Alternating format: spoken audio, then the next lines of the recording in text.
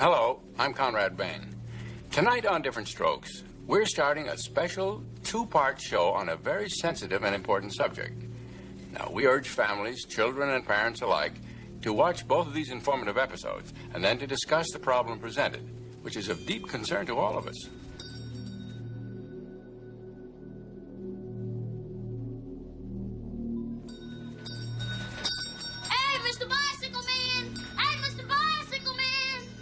The man's name is Mr. Horse.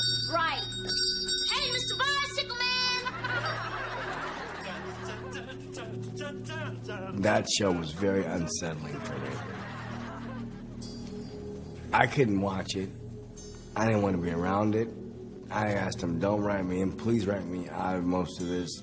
Give me a bite, please. Please. Don't just stand there. Help me grovel. Well, Daddy, I guess he could keep his bike downstairs in the garage. Yeah, Dad, and there's plenty of safe places to ride in the park. And as far as tradespeople go, I mean, they're everywhere. We've got one living in our apartment. It was unsettling because I had myself gone through that. And watching it happening on the show, it was like reliving that all over again. I was reliving that whole thing all over again. Maybe we better not let your dad know about the bike.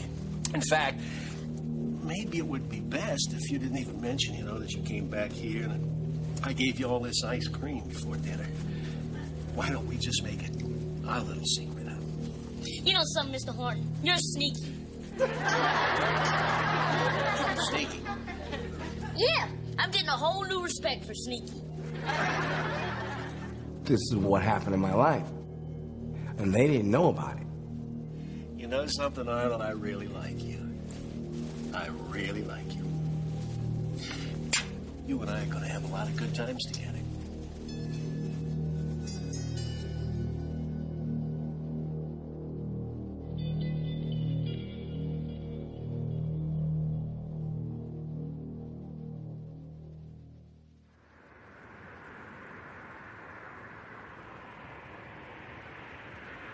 We met when I was a baby. I was 14, and he was 17. There was a school dance at my school. It was called the Sweetheart Dance. And Fred called me, and we were talking on the phone, and all of a sudden he goes, Jan? I said, yeah. Will you go to the Sweetheart Dance with me? And he threw the phone down. I hate rejection. Can't stand it. So when he got back on the phone, I'm like, well, yeah, I'll go. Though it hurts to go away, it's impossible to stay. But there's one thing I'm gonna say. Dated all through high school. I ended up going into service, and I asked her to marry me before I went into service. When I came home for good, she had a big oak tree in her front yard, her mom's front yard. Yeah.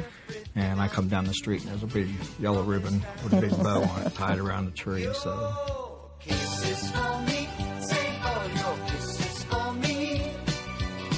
Bye-bye, baby, bye-bye. Don't cry, honey. I wanted him to see that I was waiting, and I will always wait for him. And I needed him to know that when he came down the street. I loved him, and can wait to see him. Can wait for him to be home.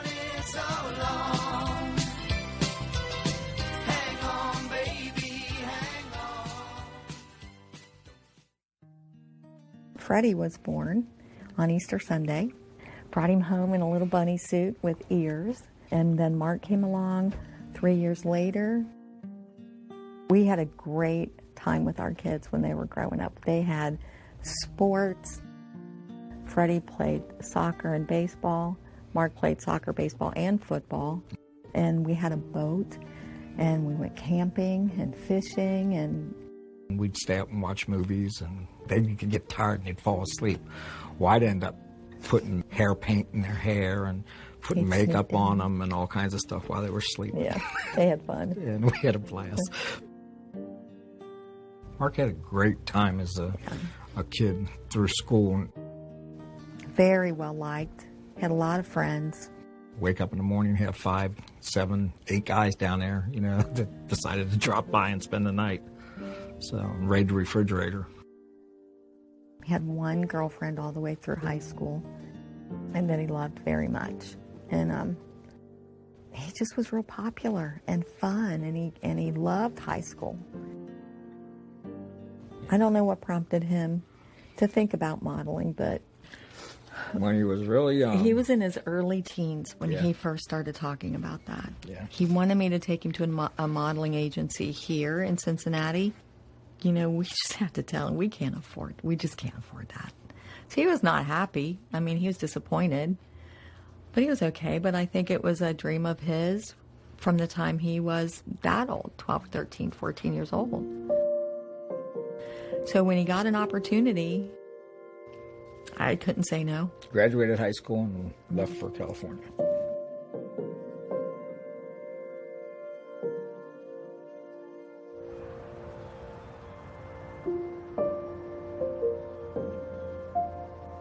My grandparents were the ones that made the move from Switzerland. They took out a map, and then they kind of like pointed like wherever they wanted to go. My grandmother made my grandpa actually do it, and he told me he kind of purposely moved to LA because he wanted to like see all the celebrities and the stars and what people think they can see down here. I think every little kid is, dreams about being famous and being in movies and, stuff like that. I mean, a lot of my heroes were actors. Johnny Depp was, the biggest at the time. I mean, and just everything that, he was able to do, the different personas that he was able to take on, that fascinated me. Everyone had always said this growing up as a kid, oh, Mike should be in modeling or Mike should be in acting. It was great. So I got a good manager, and I booked tons and tons and tons, especially print. I mean, it was like I couldn't stop booking it. Yeah, he was thrilled. He was excited. We're from a Midwestern town, and that was really something new and something different, and Michael seemed to be thrilled with doing it. I had a good life growing up. I started doing operas and stuff like that with my grandmother at the Houston Grand Opera. I remember going out at the very end of the opera and holding a sword up in the air, and like everybody, it was the very end, like going up and holding a sword, and everybody stood up and clapped and started throwing flowers and everything. It was just, and the sound of it was just amazing, the sound of the crowd. And that's probably the happiest acting memory that I have, the happiest experience that I have. I started developing an interest in acting and started taking acting classes in Houston and got an agent. I don't know where you want to go. I don't know your venture. Look, this is California. This is where you make it. This is it. You know what I mean? This is where it all starts. People try to die and they try to get you. You know what I mean? You here, so wish you luck, man. Thank you very much. Wish you luck. Just the love of movies and film, and I just kind of grew up with it ever since I was like 5 years old. I was in What's Eating Gilbert Grape. I was in a couple of other films, and I was in The Apostle with Robert Duvall and Farrah Fawcett. It tells me of a Savior's love who died to save. The audition process was we met up with Robert Duvall, and he sat at a piano. My little sister and I sang some songs with him. Oh, how I love Jesus. Oh, how I love Jesus. Oh, how I love Jesus. Because he first loved me. Let's give a big hand clap for Jesus. We know we must change the sadness into smile. I've always been singing since I was 3. I remember him taking afternoon naps, and he would wake up from his nap and he would sing. We thought he had a very good voice, but then we heard it from friends and even from people. We would go to a restaurant and Evan was singing, and people would just come up and say, oh my God, how cute he is, and he has such a good voice, and he has a talent. You should do something with that talent, I wanted to perform. I wanted to be part of that in crowd. I wanted to be friends with stars, so I could tell everybody else that I have friends who are celebrities. This lovely creature that she stands with her hair full of ribbons and green gloves on her head. You're just attracted to, I guess, being the center of attention. Yes, this lovely creature, yes I asked, would you walk with me a while through this night so vague? I was the kid most likely to be a star. I was Mr. Entertainment. Long blonde hair. Hi. Can I borrow your towel? Yeah, sure. Thank you. Probably play the bratty, person your mother warned you about. Yeah, I look very young, so when I was 12, I could read for 8, 10, 9, and that's what LA looks for, Like now, I could probably play, 25 or 30, I'm sure. You've made an awful lot of money for the movie companies, and I would hope that you've gotten a nice big chunk yourself. You're doing all right, huh? Yeah, I'm doing okay. What do you want to do when you grow up? It's tough. It's not as easy and glamorous as everybody thinks it is. My name's Mason Gibb, and I'm 6.5 years old. If you don't understand right away that you're going to get a million no's and maybe one yes, if you're lucky, maybe, you know what I mean, then you shouldn't be in this business. As a child, especially, you're having a door slammed in your face every day, sometimes 6 times a day. You could go on a year's worth of auditions and not book a job. And that gets very frustrating because you're not seeing any benefit from what you're doing. If you're watching this DVD or video, you're probably a parent looking for information related to launching a career in the entertainment industry for your infant, child, or teen. There's a lot of managers now in the business. When I first came to town managing kids, I was the only one. No one else managed children. They never heard of it. They looked at me like I was crazy. Several of the established agents wouldn't even talk to me. I must be a terrible person if I was coming with all these kids. It took a while to establish that children need management just like everybody else.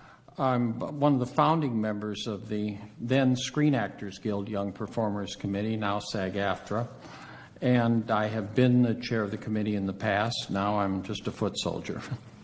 Children are mostly willing to listen. They're ready to absorb things. They haven't yet developed any preconceived ideas about who they are and how they're going to get somewhere. We try and advise them what directions to go in. And when you're doing that, you're managing the parent as well.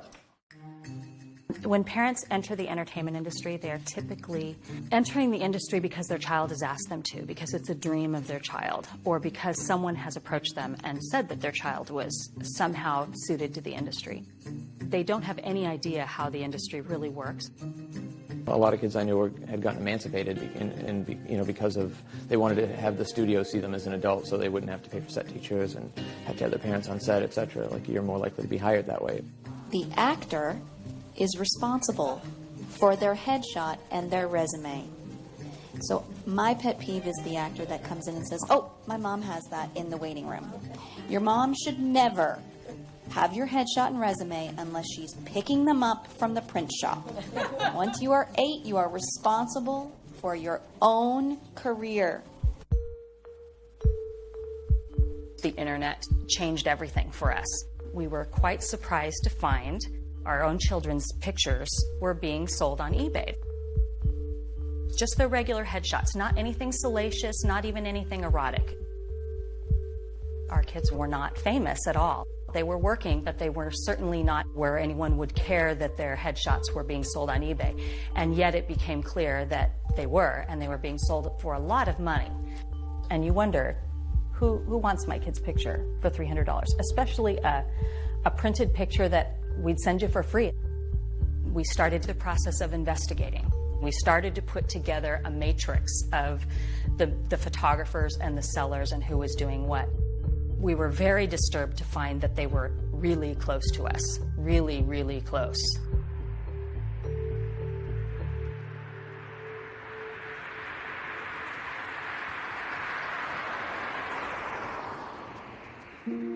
My cousin Darian, he was working all the time. Like, he went to 50 auditions, like, in a span of 2 months or something.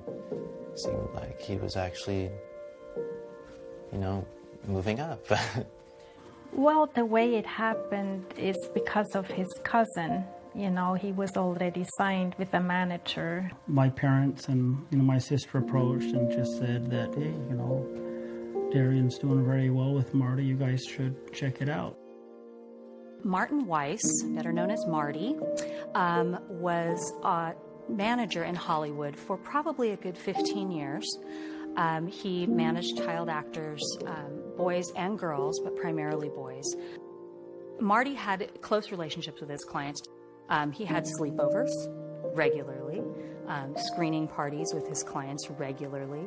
He would take them out Halloween trick-or-treating, all his clients together, and he would dress up like a dinosaur or a shark or Thing 1 or Thing 2 from The Grinch. He was very aggressive as a manager, though, and he was honestly very good at it. His clients got auditions. They got work. He said, all you have to do is sing a few songs and you'll make it big and you'll meet a producer, you'll get signed by a label, you can star on Disney Channel shows. What kid wouldn't want that, right? It happened pretty quick. I remember he was signed with Marty at age 11. I didn't really think, quite honestly, at the time that much would come of it. Okay, our next performer began his singing career less than 1 year ago and already caught the eye and ear of several major names in the industry. I remember I did the Young Artist Awards. Well, he was excited. He got dressed up and was a bit nervous. We did too. I think maybe we were more nervous than he was. For us, it was extremely exciting, and we were really proud of Evan. And it also felt, at least I thought it felt right for Evan too. When he was up there singing, he was like a natural. Marty called me one day. He was like, Evan, I have a surprise. You got a Burger King commercial. Open season toys are now at Burger King. You can collect all 8 open season toys. There's one per kids meal. And you can have a smart treat like milk. Have it your way. With open season at Burger King now. It was exciting because I never did a commercial and I landed a commercial. Great to see your kid on TV, the first time. Hey, there's Evan. Right. So we were very proud. Marty really, he did a lot for Evan. My parents dropped my brother and I off at my aunt's house, and then we met Marty, and then he picked my cousins and my brother and I up, and we went to play basketball at a park. And, he was kind of cool. He was, he would make jokes, and, he was really immature, and we were all immature back then, and he'd crack sex jokes, and I thought nothing was wrong with it. My cousin and him, they seemed to be friends already, and they would, there was no filter. They'd just say whatever they wanted. As we got to know him, he was, he's a nice guy, and over the years, he became more or less part of the family. Marty would be there every weekend, and for every holiday, for every Christmas, every birthday. We were playing basketball, and he would make weird jokes like, oh, Evan, do you know what a blowjob is? And, they made me feel like I didn't fit in because I didn't know some of these terms yet. I was 11. We came to find out that, Marty didn't have a family, was alone and whatever, and he just kind of got, I don't know if the right word's adopted, but he just became part of the family. Later that night, he just, he was like, why don't we just talk about music a little bit? I was in the passenger seat in the front. He just kept driving around, and we talked about kind of what I would sing, what artists I like, and Marty, all of a sudden, out of the blue, he was like, did you ever see an old man's penis before? And I was like, whoa, that's kind of odd, and I didn't want to, be disrespectful and just get out of the car, and, what would I do? I was kind of in the middle of nowhere with this guy. I told him no, I never saw an old man's penis before, and, you know, we got out and we were walking, we got to a park, and there was a tree, and he pushed me to the tree and was like, I'll show you what a blowjob is. You're welcome, bud. That is cool. All right. Thanks, Marty. My pleasure. Nice. I kept saying no, no, and he was pulling my pants down, and I didn't know what to do after that. Like, do I tell somebody? Because he was really cool. Everybody liked him. And I considered it like nothing really happened. I can just brush it off. It'll go away, no problem.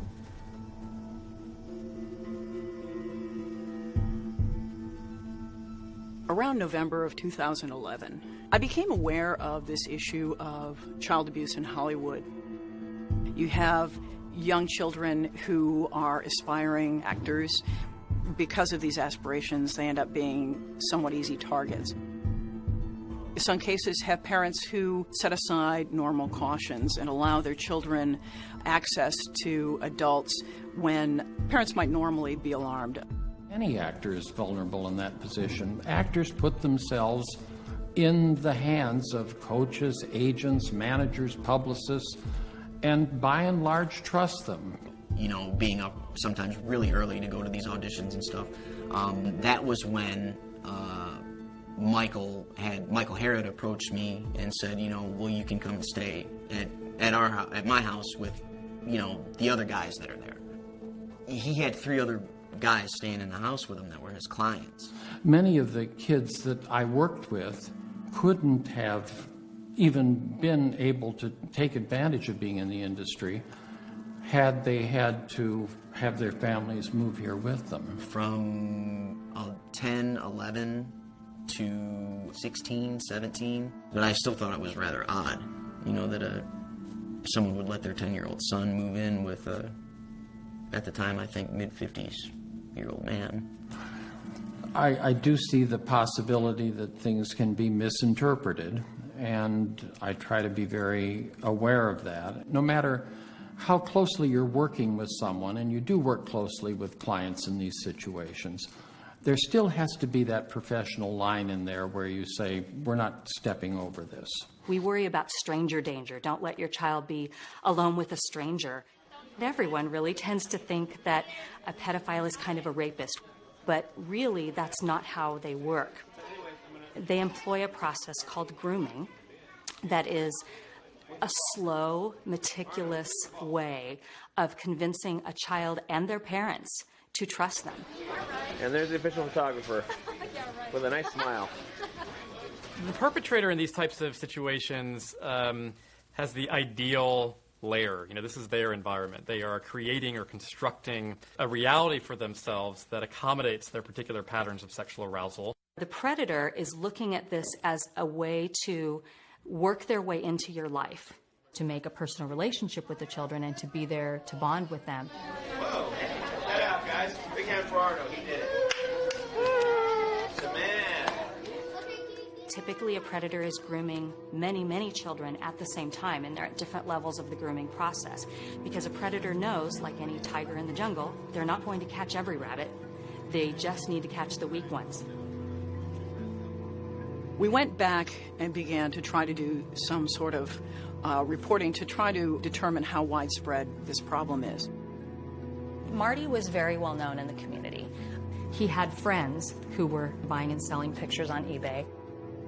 We started to realize that some of the sellers were convicted sex offenders. We knew that he was somehow involved with another convicted sex offender, Bob Villard, who was selling pictures on eBay. Bob Villard was a very prominent publicist in the 1980s in Hollywood. I knew Bob Villard casually as someone who was in the industry, and he did do publicity sometimes for clients that I had. He handled big names like Tobey Maguire and Leonardo DiCaprio. He was very well known as a publicist. Bob Villard was also a photographer. So I meet Bob Villard as a publicist who can, is a good photographer, bring exposure and whatnot, I believe through Michael Harrod. He was one of our biggest eBay sellers. It became obvious to us that Bob Villard was selling candid photos that he had taken. You're there for a weekend, and he feels just comfortable enough to try to touch you when you drank a few beers, or it's always good to get that few beers, and he tries to touch me. We always knew his photo style because he typically had the kids shirtless, typically took an angle that was from the top down, so that the children are looking up at the camera as they would be looking up at the predator in an abuse situation. Bob Villard was a manager, he was a publicist, he was connected. I can tell you that the #1 problem in Hollywood was and is and always will be pedophilia. There was a circle of older men, and they all had either their own power or connections to great power that surrounded themselves around this group of kids. And it's widespread? Oh, yeah. I was surrounded by them. They were everywhere like vultures. For us, that really connected a lot of people. Connections between how the kids got hooked in. We started to see the patterns. One of Bob Villard's favorite subjects was Brock Pierce. He was a common snapshot boy being sold by Bob Villard's eBay seller. Brock in the pictures was young, appeared to be 13, 14. Brock Pierce, meanwhile, was connected to Mark Collins Rector and Chad Shackley. We saw that they owned a company together called Den, which again, on the surface, it seems kind of logical that a child actor would grow up and become, use their money that they had made as a child perhaps and open an internet company. When we started to realize what this really was, it became a much bigger deal.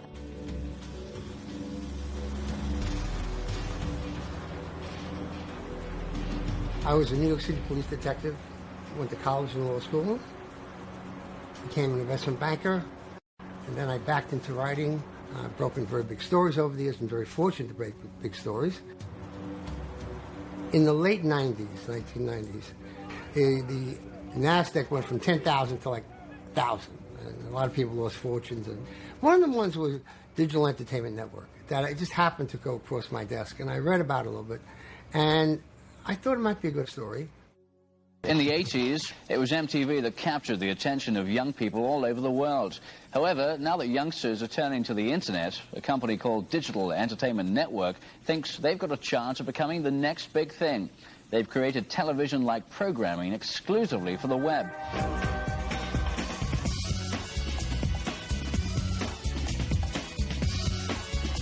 What makes Den different than other internet companies that have come before it?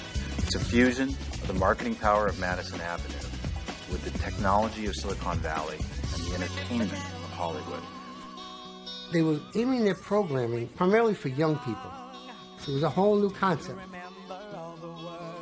The majority of young people today are not finding themselves reflected in television.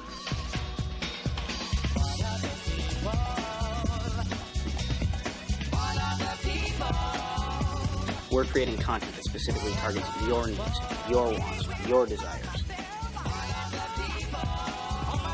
We're creating a new form of entertainment to serve the global youth audience. Can we get a little sponge for Mark? He's getting a little shiny. Not out here. I'm sorry, a little shiny under the eye. Okay. Makeup.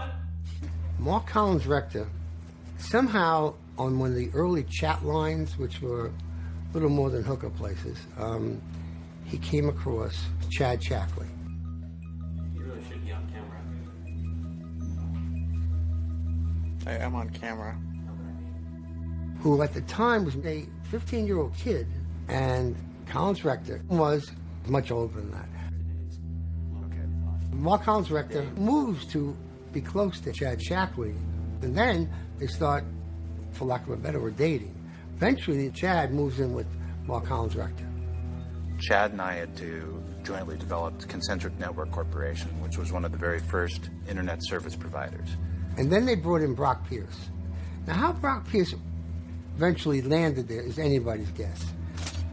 A friend of ours introduced us to Brock Pierce. And Brock, at the time, was producing his first independent feature. He'd been an actor for many years. And together, the three of us completed what was eventually to become Den. Everybody was just owing money then. David Geffen, I believe, put in $250,000. Brian Singer, he had $50,000. Michael Huffington put about $5 million into this. It must have been $150 million that was pumped into us. Now, 15 years ago, $150 million was still a pretty good piece of change. I need somebody to ask me a question so I can give you an answer. Is that Jay? Come here, Jay. Drill me on camera. He was flamboyant. I mean, everybody told me he was very theatrical, very dramatic. He had a very good way of getting his way. Think about this. He takes a 15-year-old kid from his parents to move in with him. That's Chad. Most of us would be afraid to, even if we did, whether it was male or female, you'd be terrified to even ask that question for fear that they're going to come along and take you away in handcuffs. Surely you have something out of all this bullshit you can cut 5 seconds out of to get from me, right? Yes. All right. Yes. They had a great idea. Their idea was to make their own films and put it on the internet. Well, lo and behold, that's what Netflix is doing now, of course it's 15 years later. The problem was the internet or computers did not have the capability for that. But meanwhile, they were paying people money and filming as though it were a major studio. I was called to go out for an audition for the show, Royal Standard. I am 14 years old, and I started acting when I was about 5 years old. I enjoy it a lot, so it's a fun thing. So we went over to Den, and I had the audition there, and I met him, met Mark Collins, director, and I met some of the other people there. Everybody seemed impressed, and this is the guy for the part, the kid for the part, and yeah, that had never happened before, just getting hired on the spot like that. I thought he was nice. Thought he was a nice guy.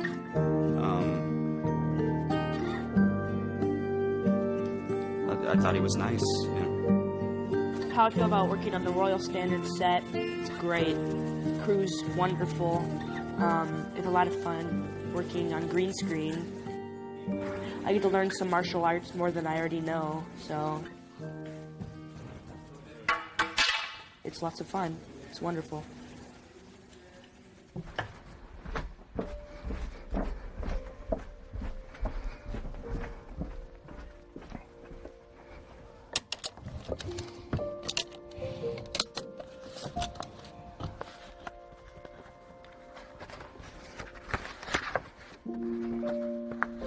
We're in the basement of my house. This was where Mark basically lived for a couple of years. He spent most of his time down here. He was kind of like a hermit down here. This is where he hid out.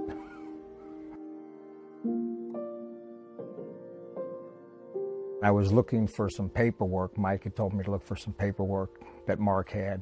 Mark had a copy and Mike had a copy. Came down here and I found these documents. I found Mark's deposition. Mark states, I met Michael Egan in '99 when I moved to Los Angeles.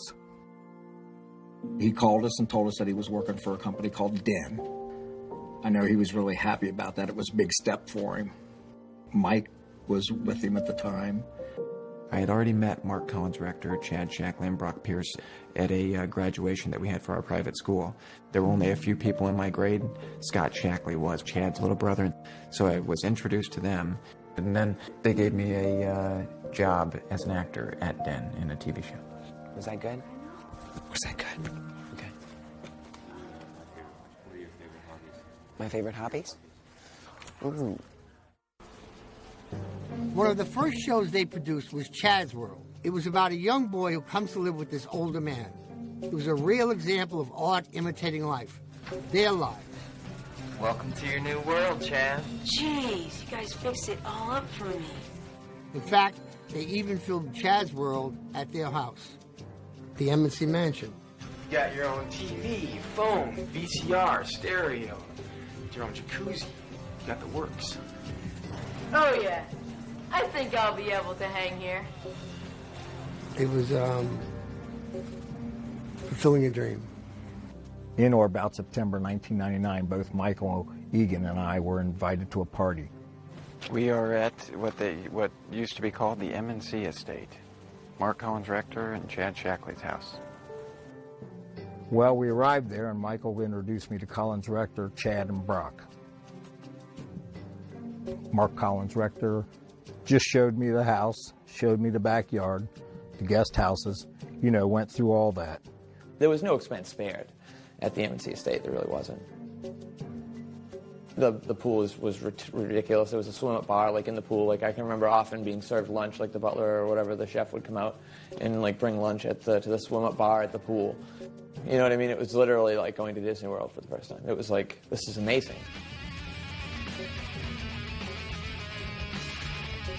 This place you got here could definitely work to our advantage. Bring some girls here. They're gonna love this place.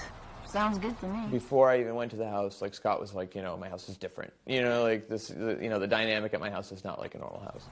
I guess I should tell you. They're gay. Hey, that's cool with me. I have no problem. So Mark was definitely like the leader, and then like Chad, it was like Mark, like the husband, Chad would be the female figure of the wife, and I don't know how in a normal context you would fit Brock into that picture, but. Where do you want my eyes? Right into the lens. Into the lens? Right. Okay.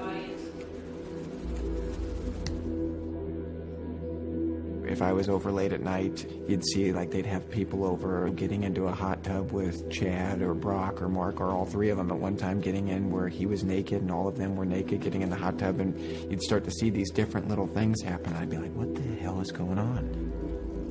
There's a skinny dipping rule after nighttime, so anybody who was over, you know what I mean, and it didn't matter who it was, that, you know, you had to skinny dip after dusk or whatever. You know what's going on, so you don't want to look right at it. It's like the sun during an eclipse. You know what I mean? You want to you want to look, but you don't want to look. You know what I mean? But you know, I can't say that. I mean, obviously they weren't having sex in the hot tub, like right out in the open. But you know, it was obvious to me that something was going on just by the position. You know, but I can remember just like. Again, like, well, I mean, that's going on over there. It's kind of weird, but I'm in this Olympic-sized heated swimming pool right now doing laps. You know what I mean? Like, who cares? You know what I mean? And it was definitely awkward. Definitely. What's the most exciting thing about Den to you? The most exciting thing about Den is the people that work here, the people creating the content, the people that are running the show. We're a cool bunch. Brock Pierce told me that they were going to a party in Hollywood Hills being held by David Newman. This is American Bandstand. I was going to say if you're on ecstasy, but that's probably not a good idea. I told you down there. This is... At this party, there were lots of drugs available, and there were many young teenage boys, ages 14, 15 there. Some of the big studio people were there, including Garth Ansier and Randall Kleiser. The party, with so many teenage boys and no women, not even the caterers, had made me feel uncomfortable. They would find the good-looking ones that they wanted in their shows and then prey upon them. I don't remember his name, but the one kid that was in Royal Standard, he was a younger kid, even younger than me at the time. And I remember once Mark had been at the auditions, they would go to the auditions and so forth to try to pick the ones that they wanted. And I remember the one younger kid, blonde-haired kid, I don't remember what his name was, but I remember Mark going right after him. Do I remember the first time? Yeah, I do. He had picked me up at the studios and took me back to his house, and on the drive on the way back, he was asking me if I liked guys or if I liked girls. I said I liked girls, and he goes, okay, well, you know how you pick up girls is you put a sock in your pants to make your crotch look bigger. So when we got back to the house, he had gotten a sock and he would adjust it around and say, this is how it goes, like this, you know. At one point he said, you know what, why don't you just take off your clothes? Take off your clothes and let me see what you look like.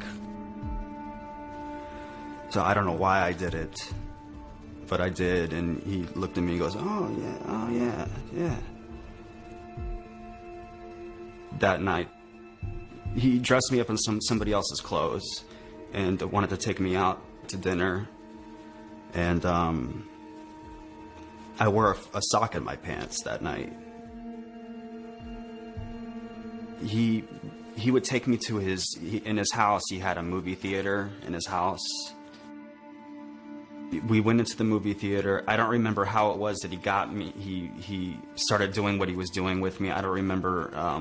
My memories are of me like just sitting in there and, being scared at first. We would sit in there and watch something, and then he would talk to me while he was doing it and say, this is nothing to worry about, don't be scared, it's completely normal. I remember being scared, and I remember him saying, come on, think about a girl that you really like. Think about a girl that you really like.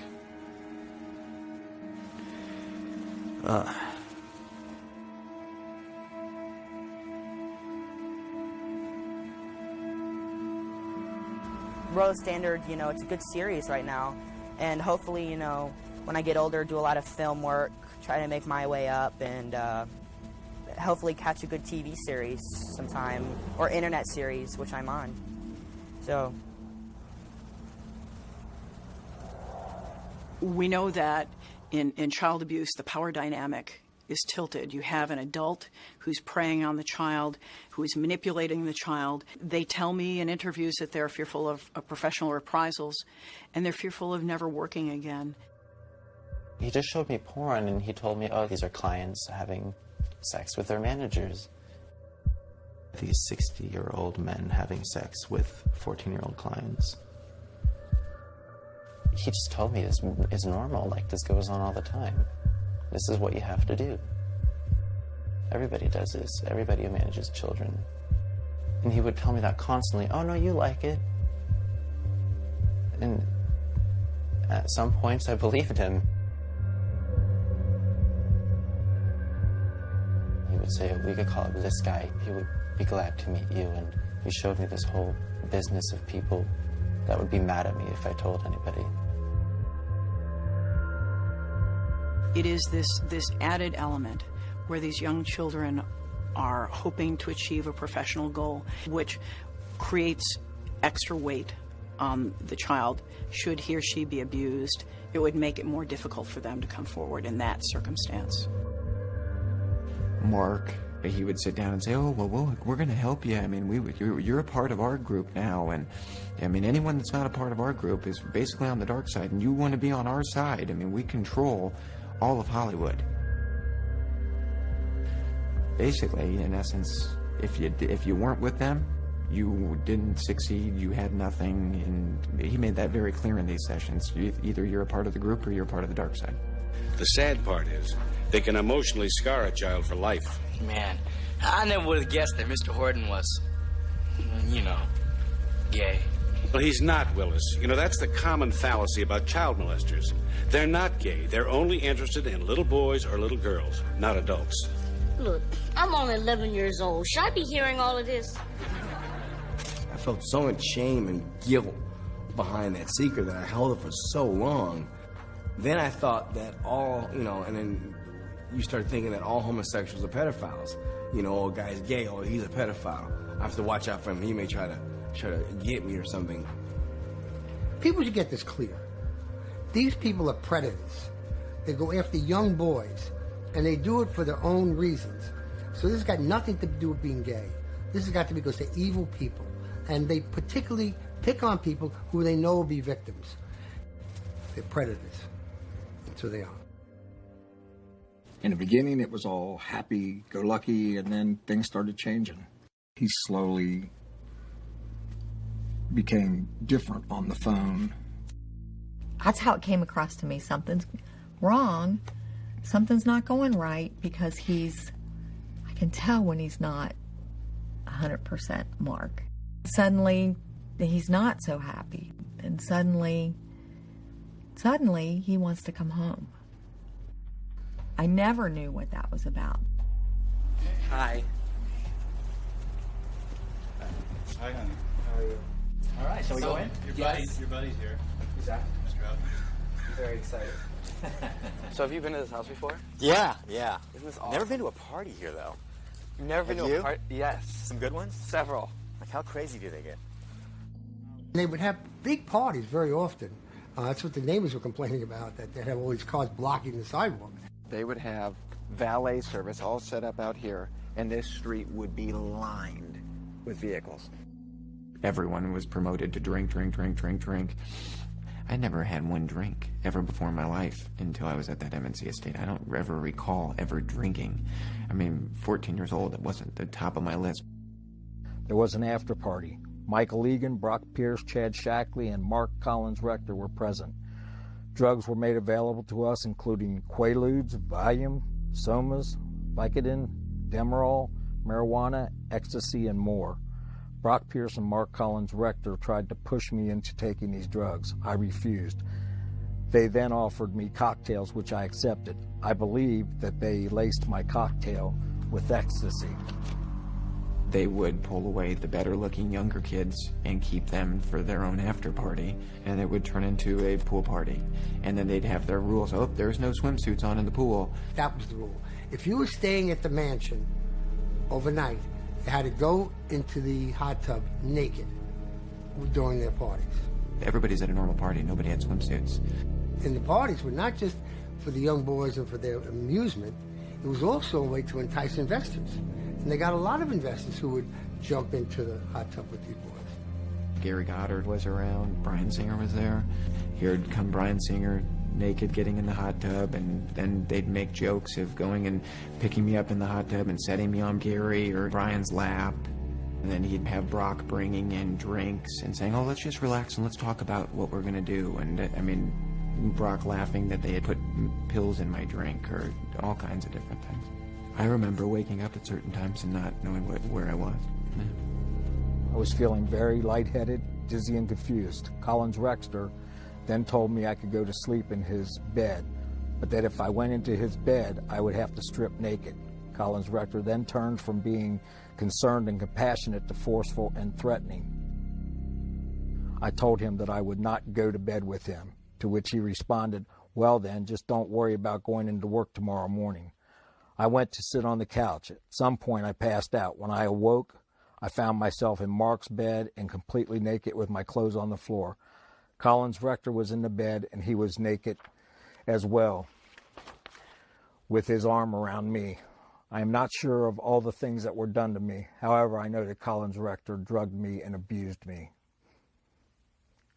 I immediately got out of bed, got dressed, went downstairs. I found Michael Egan sleeping on the couch and woke him, telling him I wanted to get out of this place.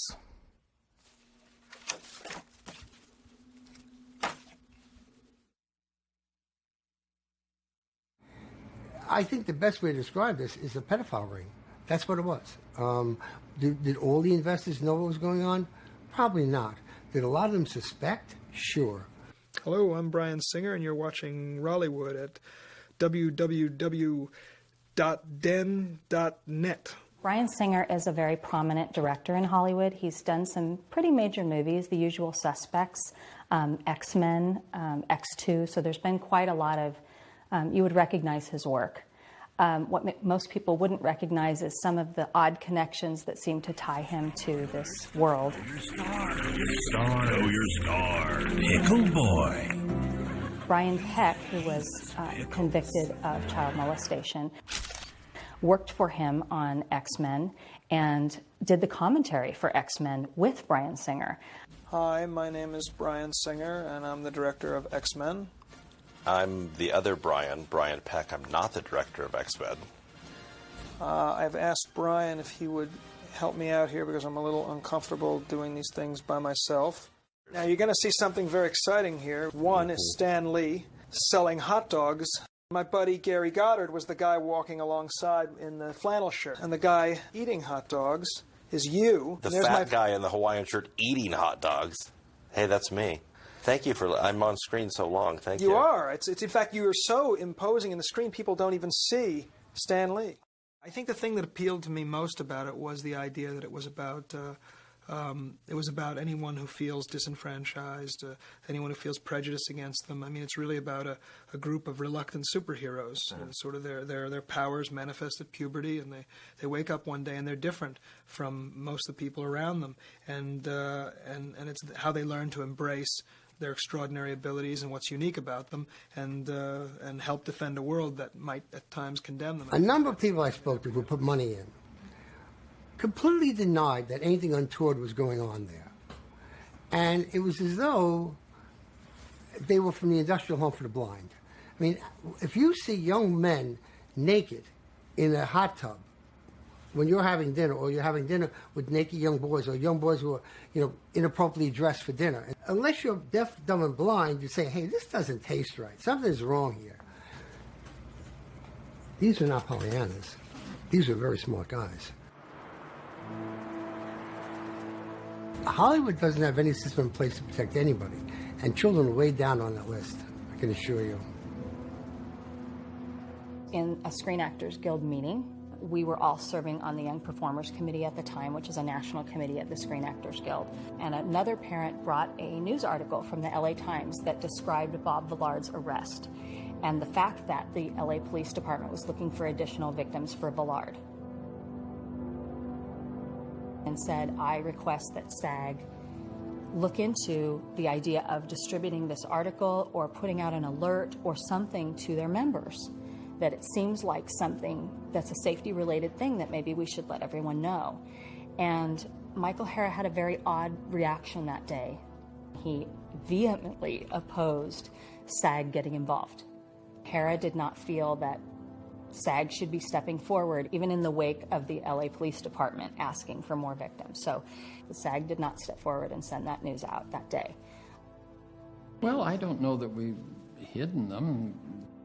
I would think you would want to not hide it, but you would want to protect the child whose identity is going to come out the more you play it out.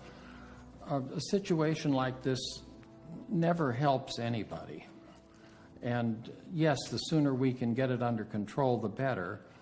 But the less the child has to live with the stigma of it having happened, I think it's better for them, not only career-wise, but personally. It's why people don't report, because they know that even if they are believed, they're afraid that something will happen to their kid's career. There are people who don't want this out. The studios work to make sure this isn't very public. Brian Peck moved to Nickelodeon and coached on almost all their shows, really. It was one of those shows where he befriended a pretty major child actor. That child was abused by Brian Peck. He came forward and filed criminal charges against Brian Peck. And Brian Peck almost immediately pled guilty. Clearly he didn't want an investigation to continue, or clearly the studio didn't want an investigation to continue. The victim has chosen to remain anonymous all along in order to continue to work. It's unheard of that a child would be able to step forward at the time of their abuse when they're still a minor and continue to work afterward. I can't think of a single example where that's happened. So a kid that wants to speak out and say what happened to them beyond their family would truly have to give up their career. It's very sad that that's the case, but it's a reality.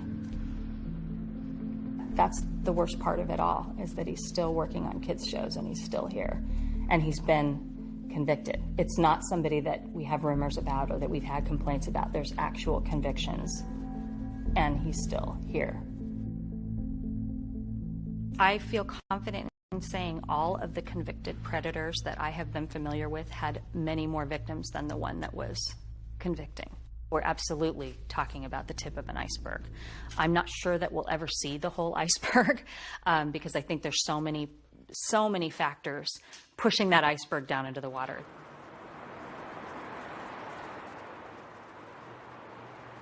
I think that sexual abuse doesn't get more attention because it's an uncomfortable subject. We don't want to talk about it. It's ugly. It reveals things about our culture that we don't want to know. But by not discussing it, then we don't identify it as big a problem as it is. A lot of child molesters will, they'll have this defense or this argument that it wasn't hurtful or wasn't harmful. The child enjoyed it. Many of them actually use that type of language. In fact, it could be the case that it wasn't quite as traumatic as we assume it was at the time that it actually happened. Now, the problem with this is that so many kids grow up to interpret that experience of manipulation and exploitation and abuse by a trusted authority figure, and then this psychological time bomb occurs.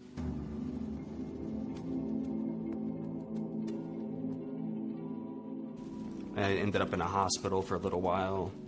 I start freaking out and thinking that people are, out to get me. And I was very, just suicidal. Like, I'd always fantasized about suicide quite a bit. I had a pellet gun that I would fantasize about using to kill myself. I remember sitting in my room and crying my eyes out and sitting in a corner with the pellet gun, just saying, why did this happen to me? Yeah, I guess you could say I kind of fell by the wayside and let LA suck me in. I had started doing drugs and got involved with a whole bunch of people I probably shouldn't have. Whenever I'd have any pain or anything, I'd drink.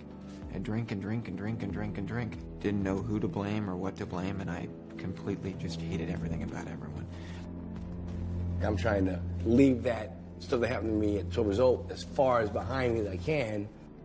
We had to have more. We had to have more and more because we didn't want to feel anymore. And we wanted to be completely numb of everything we were feeling. And, and cocaine was it, and then shove it down further and further. Meanwhile, I'm just shoving it down, just shoving it down, just shoving it down. And then one day when it all comes back up, I'm a full-fledged addict. I thought I was the unique case there, but apparently I'm not. I don't know if that makes me feel better or worse. So many people went through the same thing that I did. He comes home, and he's just a completely different person. He never talked about going back out again after that. No. He never talked about returning. And he was just so introverted then.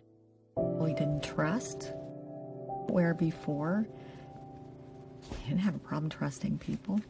He started drinking more often, and he would hide that from us.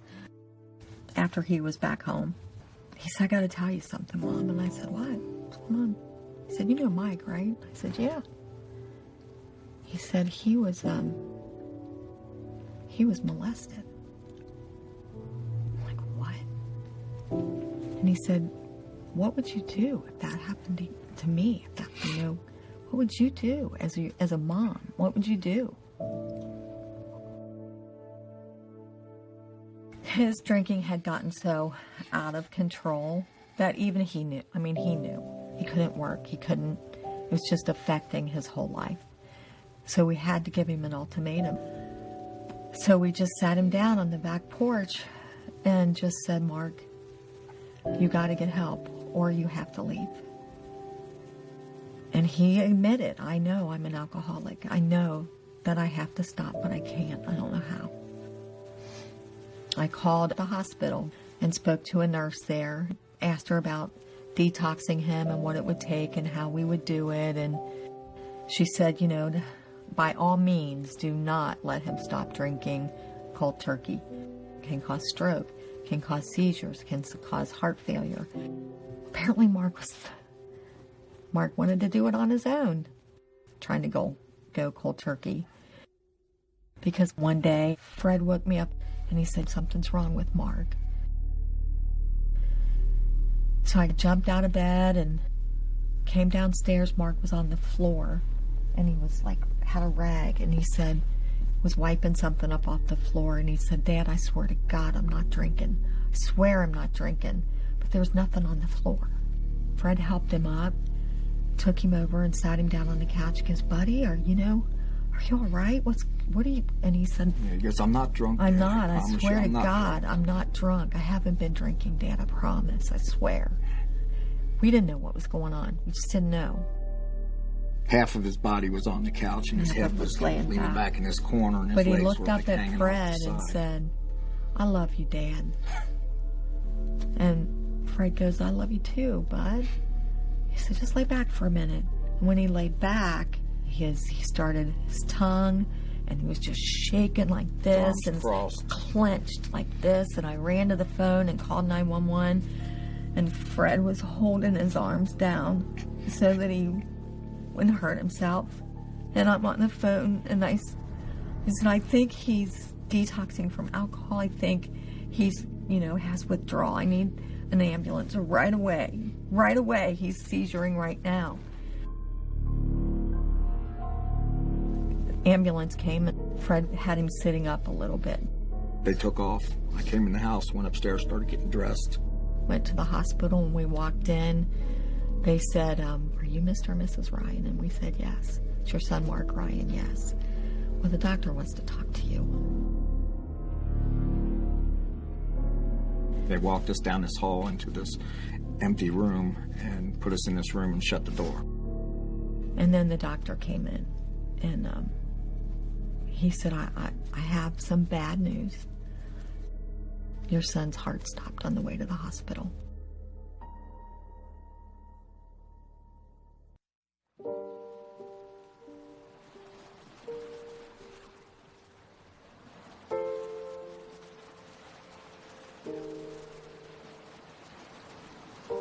We went back a decade to try to find contemporaneous reports, and we found 12 separate prosecutions of people who had used this allure of Hollywood to prey on children, and they were across basically all facets of the industry.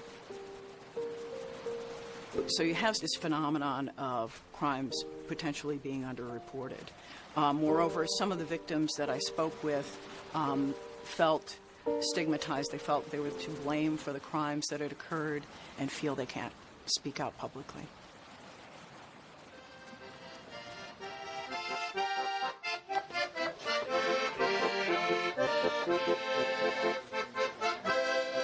We thought everything was happy, everything was great.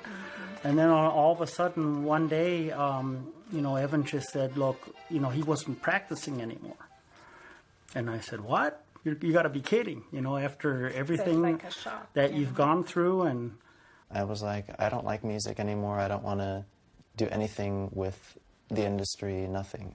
I figured he's going through his teenager and puberty. And so I figured, maybe that's what it is. I was like, I'm not going to live a life like this. I'm not going to be held down by this guy for the rest of my life. And I needed a way for people to believe me. I needed a way for my family to believe me. Hi, Anita. How you doing? Okay. Happy birthday, Evan. I'm getting massaged and it feels great. And I don't care whether or not it looks bad. Okay. Above the waist, it's not bad.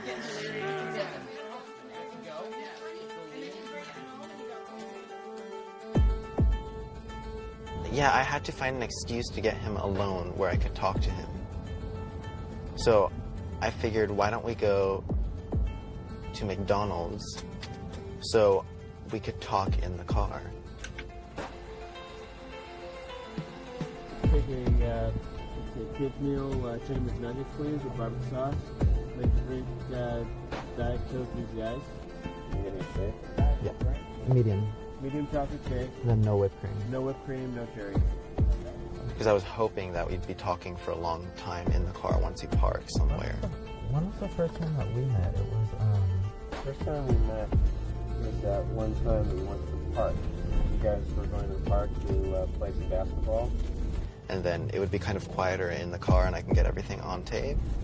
because I remember you asked me if I ever did anything with a guy before. Yeah, a long time ago. I was afraid if my recorder would beep or if something would go wrong and if he found out that. And then that's when you asked if I wanted to try it. And that's when you... Oh, wait, that's when you gave me my first blowjob, right?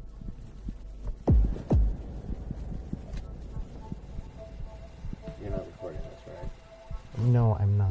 Thank you. Move this way out. I never would have done anything with you if you hadn't expressed consent.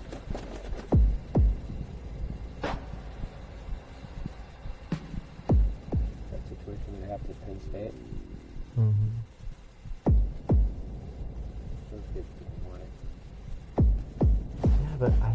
at 12. I was not interested. I was just so... I remember that night you did pull out your penis in the car, and I was scared. Like, I didn't know what to do. Because you asked me if I wanted to touch it. I was in the car, in the van. I don't remember that. I'm trying to remember that. That kind of sounds familiar. I just remember being in the car and you were asking me questions. Well, see, that's just it. The questions were to determine whether or not it was something that you actually wanted to do or didn't want to do. I mean, if I didn't do it, I wouldn't go further in the music career. Or I thought everyone did it. You would tell me everyone did it and that it's normal and natural. That's the normal thing to do if you're in the industry. Well, let's put it this way. It was, I'm sure I said that. I mean, it is a natural function. The only difference between us and the rest of the animals in the animal kingdom is that we socialize it. Take a look at animals the way they do it. They don't care about anything. They don't care about age. They don't care about sex or sexuality or anything else. They just, they feel like it, they go for it. And as human beings, we put rules, regulations, and restrictions on it. If we were any other animal, it wouldn't matter.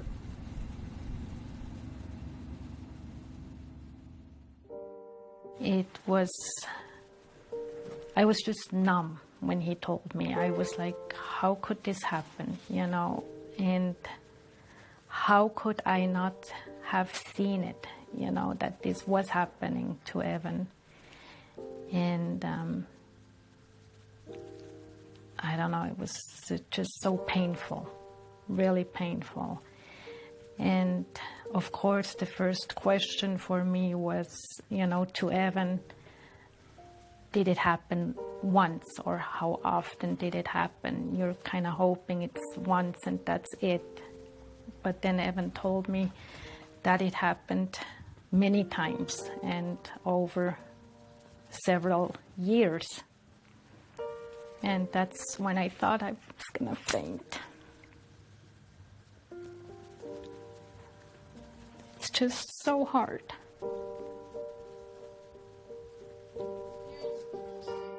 He just seemed like a great guy. I'm not a violent person, but I want to go beat the living daylights out of this guy. I'm dreaming of a white Christmas with Jack and Dixie running free.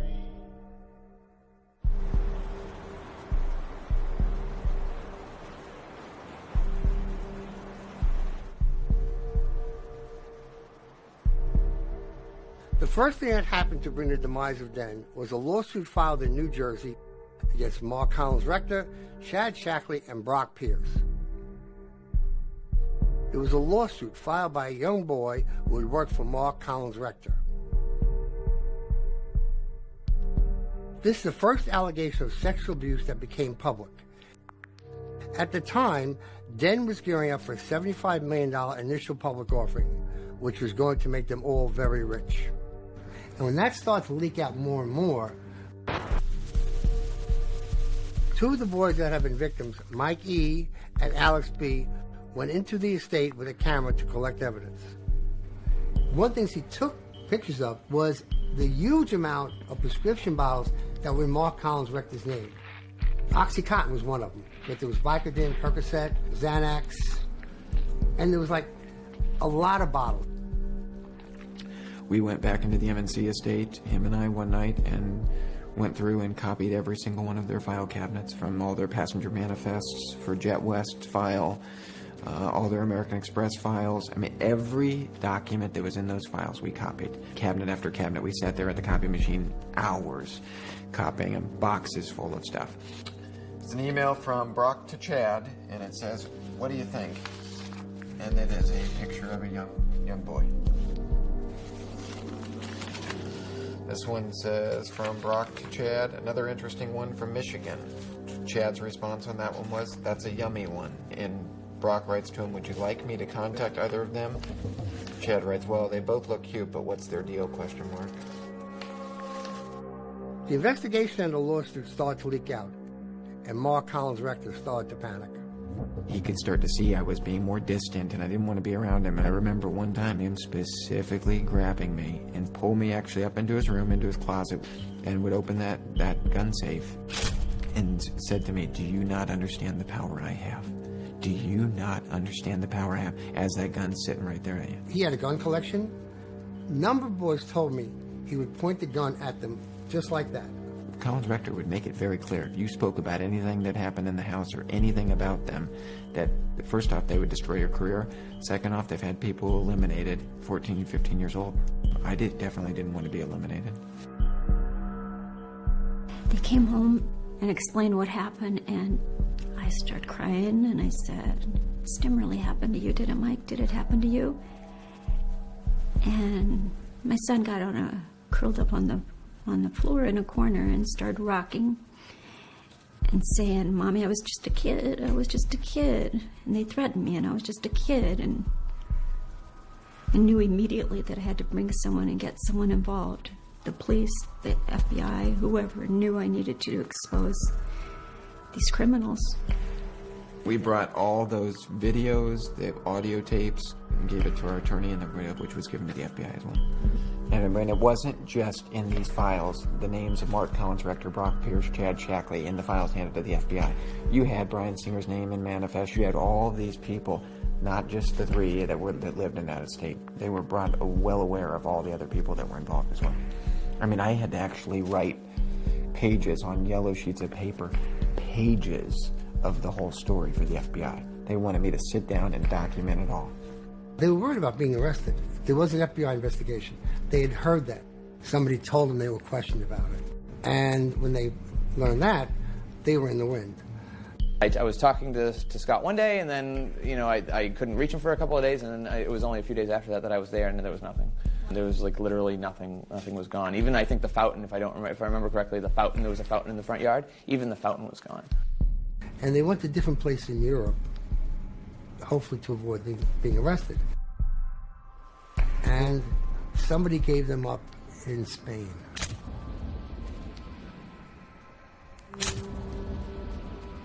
Chad and Brock were released quickly, but Mark was in prison for a year and a half waiting to be extradited to the U.S. Eventually, he was sent back to the U.S. and pled guilty to 9 counts of child sexual abuse. Mark got out of jail relatively quickly, but was required to register as a sex offender, and shortly after his release from prison, requested that he be allowed to travel to England for medical reasons. He did, and he never came back. In 2007, he applied for a civil union in the UK with an 18-year-old boy. I know I saw that with a boy who was getting into a car with a boy or something like that. And obviously you could tell by looking at the boy that Mark was dressing him, you know what I mean? It was just like blatantly obvious to me. And in 2011, he renounced his U.S. citizenship, and he's been untraceable ever since. Rest assured, the people who invested money did not want to sue them. They wanted this to go away. I'm sure small investors did, but the Michael Huffingtons, they weren't going to sue. The story was huge, and I submitted it. My editor loved it. It was quickly fact-checked. And then, a couple days later, I get a call from his assistant to an assistant to an assistant who said, "We're not doing your story. We're going to pay you a 25% kill fee, and we'll give you about half your expenses." And that was the end of it. It's Hollywood. People do what they want in Hollywood. And if you're a big enough star or a big enough director or you're making enough money for these people, you can do whatever you want.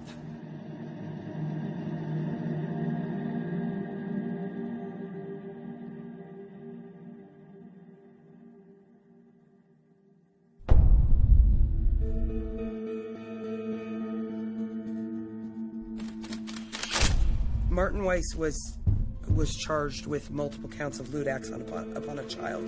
He was charged with 1 count of forcible act upon a child under 14, 2 counts of continuous child sexual abuse, 3 counts of sodomy with a person under 16. You see Marty walk into the courthouse, and he was in chains, he was in shackles, and he was a lot grayer. now I had to go up on a stand and, you know, tell people, along with Marty staring at me, what went down. He insisted that he wanted to go up there. It was a very, I mean, I was very proud of him, what he did. I don't need this pain in my heart by being mad at someone my entire life, but it's more a matter of, you know, telling the truth for me and saying, okay, you know, what you did was horrible. I don't know. I just felt like I need to move beyond it, and I don't need to feel that pain. And if he can accept it, that what he did was horrible and could move beyond it, you know, I could forgive. The maximum sentence for the charges that were filed was approximately 14 to 16 years. Generally speaking, it's unusual to get the maximum sentence. He pled to 2 counts of lewd act with a child. He pled to 2 counts of sexual abuse. So it was clear it wasn't a one-time thing. And in exchange for pleading to 2 counts, which is much more severe, he was sentenced to 5 years of formal probation, 365 days in the county jail. He had to go to sexual abuse counseling. He had to stay away from Evan. He had to stay away from children. And he has to register as a sex offender for the rest of his life. He was arrested in December or late November, and then he got out June, 6 months. They almost never serve the full day-to-day sentence in county jail. I mean, 6 months is a joke. It's a joke for what happened. In any case, to ask a DA whether or not they think that they were completely successful in protecting the community from any future crime is impossible for us to answer. I can't truthfully say, or honestly say, that I stopped any future crime.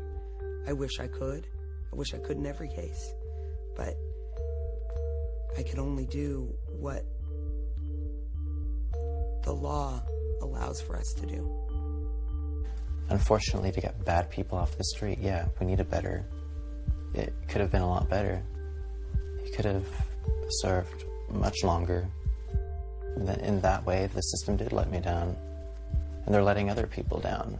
He told me that there are other people that he was doing it with. But like I said, I think it's more important to be able to speak about it and just be free of that secret than it is to really get justice in the court system. There's a moment in the book where you, to a degree, introduce Corey to one of his abusers. Do you take responsibility for that emotionally? Yeah, and you know what? He asked me to take responsibility for that on the show, and I did. This is going to be a painful process. The dust is coming out, the cobwebs are being cleared, and people are going to know that we all play a part in this story. And it's what part are you going to take responsibility for? I just think in many cases it's a situation where somebody isn't thinking. The parent has become trusting where they shouldn't become trusting. Regardless of how good the situation looks, your job is to protect your child. But I still think it behooves the agent, the manager, the publicist, whoever it is, to know where that line is and not cross it.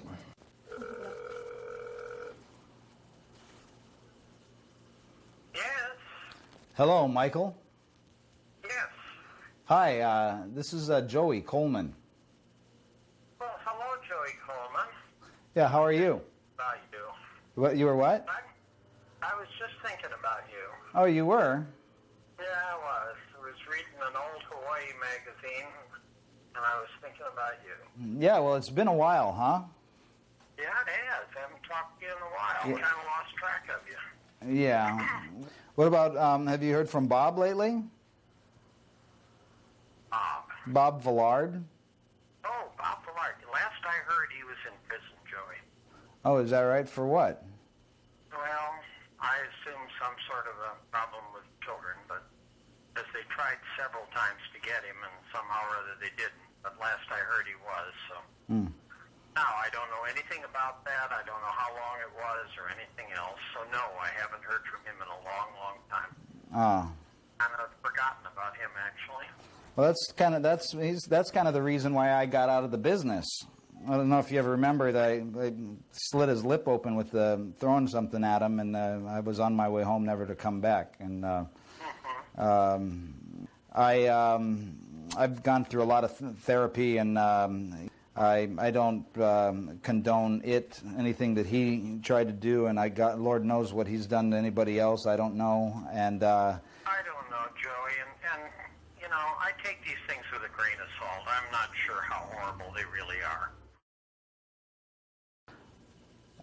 Yeah. I just, you know, I know I'll never know the whole story about anything. And where I've had the opportunity to talk to someone about it, I've said, look, this is not a terrible thing unless you think it is. It's just something that happens to you in your life. Well, I don't think it's right for anybody to take advantage of anybody, and I think that it's that whole thing is rotten. What I tried to do to me, and quite frankly, I didn't like what, you know, when you tried to have me sleep in your bed and touch me and everything. I hated that too. And that was something unwanted. I shouldn't have done it. And there's no way you can undo that. But it certainly is something I shouldn't have done. I don't know what Joey is remembering, but I don't remember anything that would have caused him to feel that way. All I can say is that as a result of the situation he was in, not only with me but with others, that was how he perceived something. It certainly wasn't anything I intended, and that was going to be my response to it. I mean, are you attracted to young boys? Is that part of it? Not particularly, no. No. So much of what goes on in these situations happen almost by accident. You get the idea that someone out there was a child predator and they were preying on children, and everything they did was to steer the child into this. And a lot of the ones that I at least was aware of, they just sort of fell into it. Did anyone ever try anything on you when you were a kid after? Well, I guess so. My whole approach to the whole thing was not sexual. I mean, it was, yeah, I suppose somebody did. If I would be hard-pressed to remember anything specific, but it wasn't uncommon. Let's put it that way. It's difficult when you're living in a situation where there isn't the adult supervision that there should be, to see how things are going to be perceived.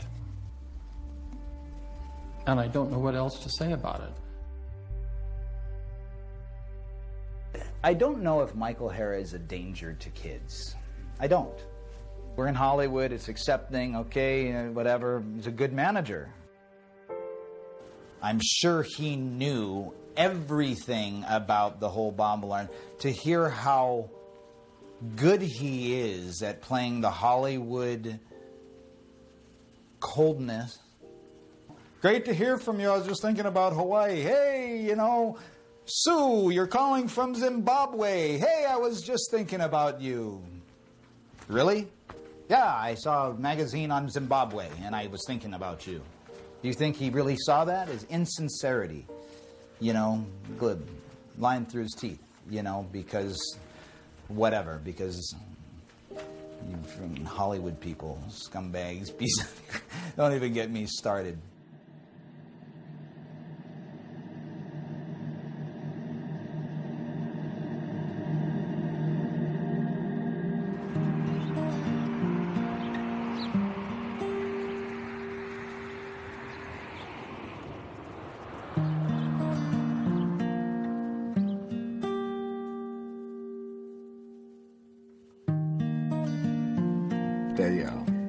They finally let us go back and see him in the emergency room, and the doctor said that he's non-responsive to anything.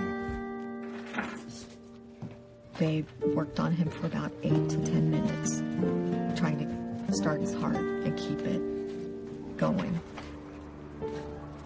Without oxygen for that length of time is probably worst case scenario. And the doctor said if he doesn't respond within 72 hours, he's probably not going to. Well, me and my wife are, we just take it one day at a time. We've had so much happen since we were kids, and then getting married and having kids, that we just take life one day at a time. And I would sit on one side of the bed, Jim would sit on the other side, and we'd both hold his hand. And it was like just holding a piece of meat. The second day, one doctor pretty much had given up on him. Yeah, you need to make a decision. And he kept pushing the 72-hour thing. And I was like, your 72 hours don't mean a damn thing to me.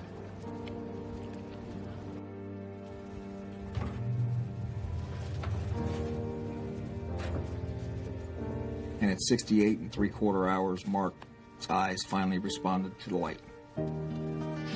So. Yeah, and then he opened his eyes. And he opened. Yeah. But then there was no way in hell that anybody was taking him off the machines. Hey, buddy. How's it going? How you doing? Yeah, give me some of that. Where's your other arm, huh? Fred is my hero because he never gives up. And he's instilled that in Mark. And Mark will never give up. He's the most courageous What do you want to say? person I've ever known in my life. It's good to see you. It's good to see you. It's good to see you too. Are you hungry? I love you. I love you too. You want to give me another hug? He's a miracle already, just even being alive. I mean, they said at the very beginning to his family, he's not going to make it, he's not going to make it. Everybody wrote him off, he was never going to move, never going to be able to eat. I mean, all of it. And look at him now. I want to comb my hair. You want to? Hey, Bengals colors. I made that. Is that cool? For Bengals. November 26th will be 3 years since this incident happened to Mark. And every single day, they've never missed a day on seeing their son. They're working to afford reflexology, aquatic therapy, all the different things that can help Mark and try to get him back. They believe their son will come back to somewhat of a normal stage in life. But you coached him, right? Yeah, it's Ryan Foster. You coached him? He's graduating this year from Charleston. Look, it says, thanks, Coach Mark. Hey, are you coaching next year? I'd like to see Mark back on this field, coaching the kids, doing what he does best. He's a great coach. You know, I know that Mark is his own man, and he's made some bad choices, he's made some good choices, but I know that as a human being, that Mark is a good person. When Mark gets out, and he's back on his football field, and he's standing there with me coaching,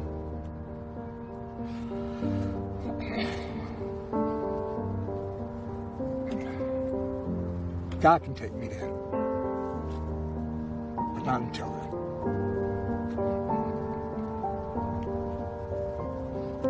So that's what I want.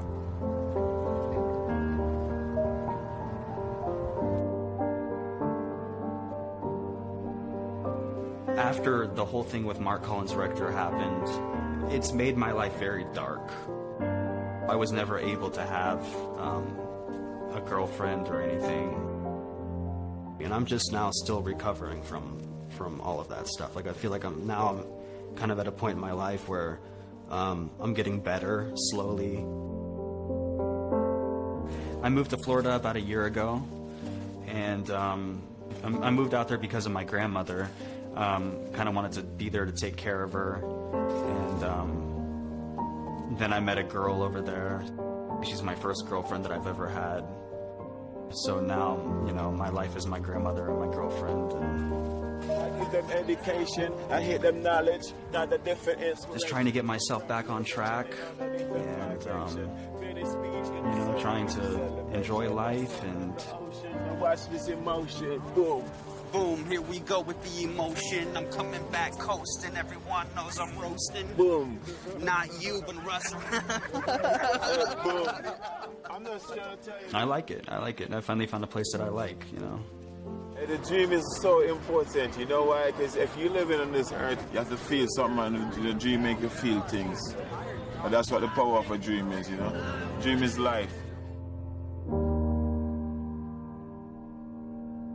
It's a hard process to go through the whole court thing, the whole police stuff, but in the long run, it's so worth it. Because in the long run, it isn't really about how long this person will serve time in prison or getting justice and revenge and all that.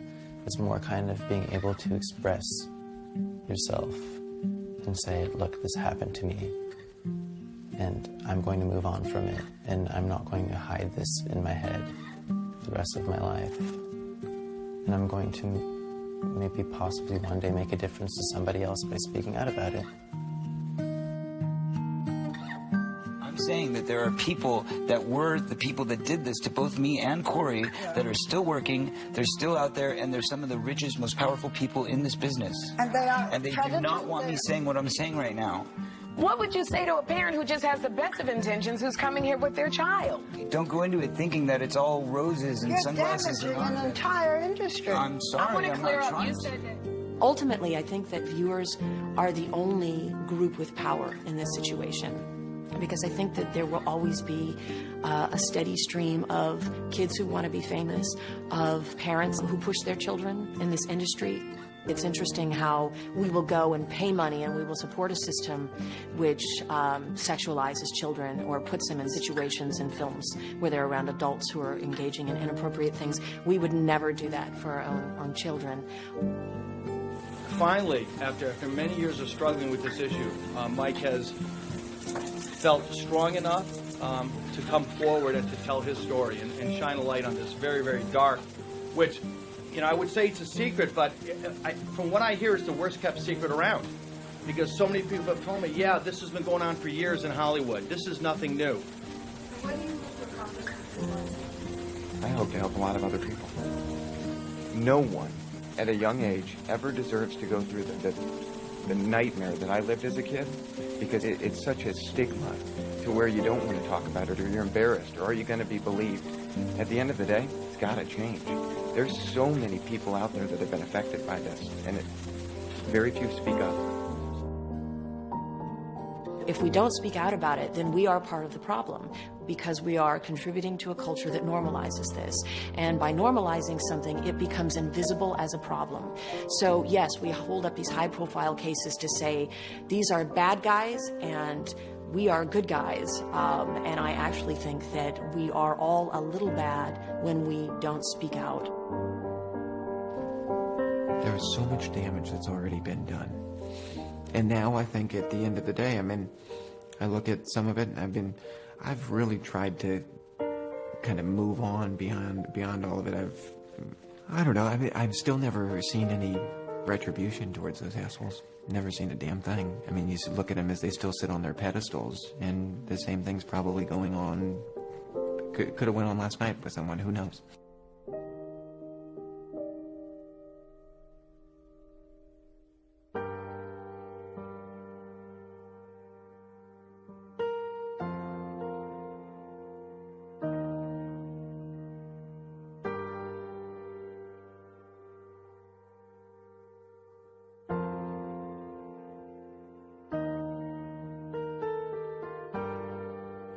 Taking over the light now. All there is to be said has been said. Let the walls fall, let the shadows disappear. Let our story start from this moment here. This is a call to arms. This is a call to arms. You know, this is a call to arms. This is a call to arms. You know.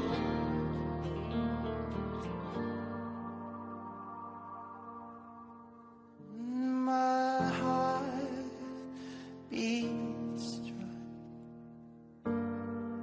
Stolen words are now mounted words on walls. I let the quiet light in the shadow fear. Now the lies taking over.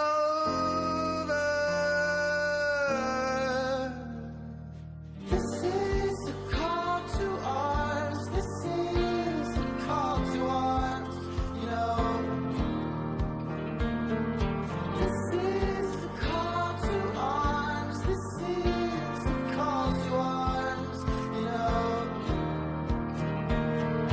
This is a call to arms. This is a call to arms. You know.